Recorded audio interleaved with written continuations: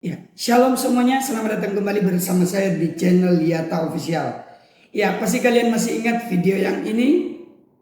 Sekali lagi untuk paus yang mau bicara di hadapan kita di Istiqlal itu harus diblok, dan yang paling bagus sebetulnya paus itu diminta atau segera dideportasi untuk segera pulang karena Anda tidak cocok untuk menimbulkan kerukunan. Justru kedatangan Anda menimbulkan keresahan kepada para tokoh-tokoh Islam. Bersikap dong, menyatakan pernyataan-pernyataan yang sifatnya penolakan yang kolektif, sehingga kita nyatakan bahwa misa tersebut boleh dilakukan tapi tertutup saja.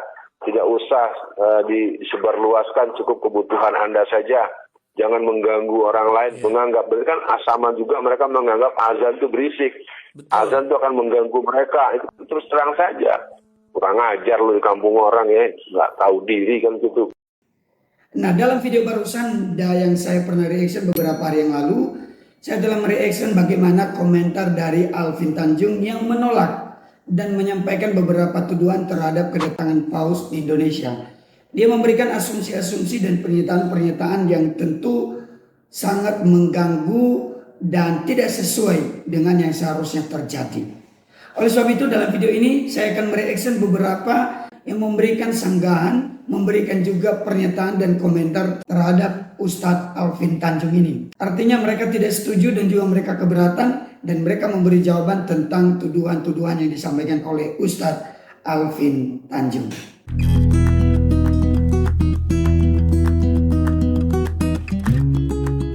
Orang seperti Alfian adalah contoh pemuka Islam yang di dalam hatinya ada kebencian mendalam tentang Kristen. Apa yang dikatakan di dua video itu sangat mengada-ada. Untuk diketahui ya, Paus itu datang ke Indonesia atas undangan pemerintah. Dia sendiri sebenarnya datang untuk menemui umat Katolik. Namun pemerintah memintanya untuk berbicara dengan umat Islam dan umat beragama lain melalui rangkaian acara di berbagai lokasi berbeda. Yang ingin dibangun adalah komunikasi antar agama, antar negara, antar budaya. Kita harus ingat, Indonesia adalah negara dengan penduduk Islam terbesar di dunia, sementara Paus adalah pemimpin tertinggi umat Katolik dunia. Kunjungan Paus ke Indonesia jadinya merupakan acara untuk menanam dan mengembangkan perdamaian di dunia. Bila semua umat saling memahami dan menghargai, dunia akan terbebas dari peperangan, perkelahian, dan perpecahan berbasis agama, suku, ras, dan antar golongan. Saya sadar, Alfian memang ingin menumpahkan kebenciannya kepada Paus, kepada umat Katolik dan Kristen, serta kepada semua pihak yang mendukung kehadiran Paus, semata-mata karena cara berpikirnya memang sempit. Dia tidak ingin umat Islam bersahabat dengan umat Kristen dan Katolik dan bahkan dengan umat beragama lain. Orang seperti Alfian Tanjung ini adalah salah satu sumber masalah di Indonesia. Saudara-saudari, terhadap apa yang dikatakan oleh Ustadz Alfian Tanjung dan siapa saja yang punya pemikiran seperti Alfian Tanjung, saya mau mengatakan beberapa hal ini. Pertama, Saudara Ustadz Alfian Tanjung salah besar dalam menilai Paus Fransiskus dan Gereja Katolik atau agama Katolik. Perlu saya tegaskan bahwa Paus Fransiskus dan Gereja Katolik tidak mempunyai agenda kristenisasi.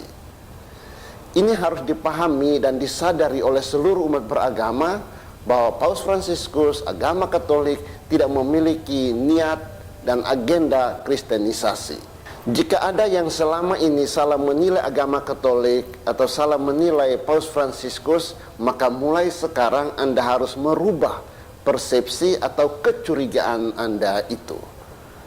Kedua, ada 3 kata kunci yang menjadi tema besar dalam kunjungan Paus Fransiskus di Indonesia. Yang pertama, faith, iman. Yang kedua, fraternity, persaudaraan. Dan yang ketiga, compassion, bela rasa. Inilah yang mau dipromosikan oleh Paus Fransiskus. Paus Fransiskus bahkan kagum akan semboyan bangsa dan negara kita, yaitu Bhinneka Tunggal Ika, yang menjadi perekat dan pemersatu bangsa kita yang plural ini.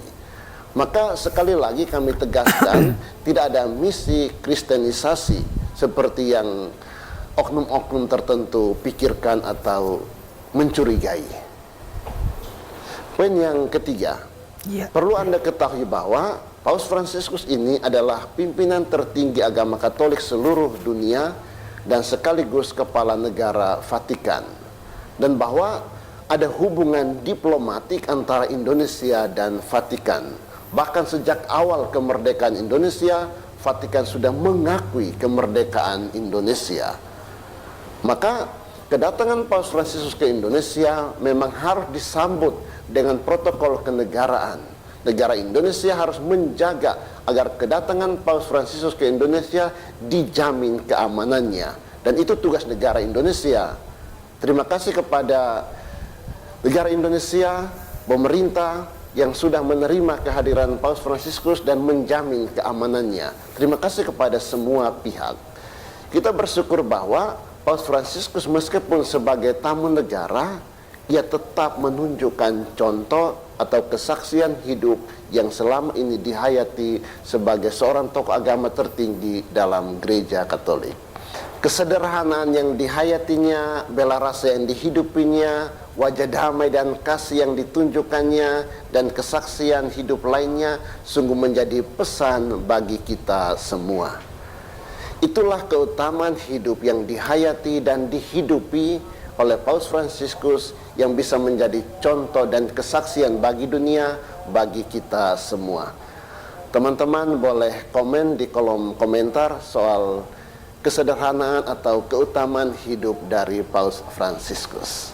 Makanya saya heran ada beberapa ustadz, termasuk Ustadz Alfian Tanjung, yang membuat narasi yang sangat kasar gitu ya, seolah-olah kunjungan Paus ini mengganggu ibadah umat muslim. Itu tidak benar. Saya umat muslim, saya begitu berbahagia kunjungan Paus karena ini adalah ekspresi toleransi yang nyata. Paus selalu menghargai Pancasila, pembukaan konstitusi kita, bahkan semboyan negara Bhinneka Tunggal Ika itu selalu disampaikan oleh Paus bahwa ini adalah semboyan negara yang sangat-sangat indah. Umat Islam tidak terganggu. Justru saya merasa ini adalah kebanggaan saya sebagai rakyat Indonesia, seorang pemimpin tertinggi umat Katolik dunia berkenan hadir di Indonesia, menyapa masyarakat Indonesia, dan ini sudah terjadi dan sangat indah. Jadi Alfian Tanjung dan beberapa orang yang lain harus belajar memaknai ini dengan hati yang bersih, kacamata yang murni, kacamata teologi yang benar-benar bahwa kita semua manusia sama di mata Tuhan. Bahkan ada seruan deportasi Paus, itu suatu ujaran atau narasi yang keblinger. Paus itu adalah tamu negara. Paus itu adalah pemimpin tertinggi umat Katolik di dunia. Dan Katolik adalah agama resmi yang diakui oleh negara.